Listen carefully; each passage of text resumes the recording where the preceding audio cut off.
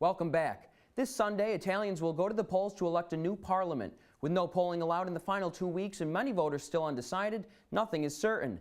The vote is mainly split between four major parties, meaning that Italy will likely need a grand coalition to govern. Currently leading the polls is Movimento 5 Stelle. Now, Movimento 5 Stelle was started by Beppe Grillo, a comedian, but they're now led by Luigi Di Maio, a 31-year-old. This party is all over the political spectrum, with both right and left-leaning positions, such as the euro. They are very skeptical in the past, but the 31-year-old Di Maio has softened that view. They're also anti-immigration but pro-environment, and they are anti-alliance, which will be very interesting once it's time to form coalitions. Now, slightly behind Movimento 5 Stelle is the center-left Partito Democratico. They are currently in control of the government, so they are pro the current fiscal policy. But that's interesting, considering that the debt in Italy is 130% of the GDP. Now, this man, Matteo Renzi, is the former prime minister. He promised to resign if his constitutional referendum failed, which it did. Now, in the past, the PD has been toughening their stance on immigration, but out of the four major parties,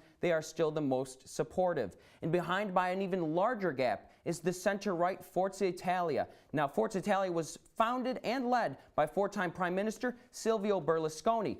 Silvio Berlusconi was barred from political office until 2019 after a 2013 tax fraud conviction. Now, their major fiscal policy is the flat tax. However, they are also anti-immigration, but pro-European Union like the PD. And very close to Forza Italia in polling is Lega Nord. Lega Nord was started as a northern secessionist party and is now strongly anti-immigration. Their leader, Matteo Salvini, called for a cleansing of Italy. Many have called these comments xenophobic. They are also pro-Russia, anti-immigration, and anti-European Union. By far the most far-right party in this election.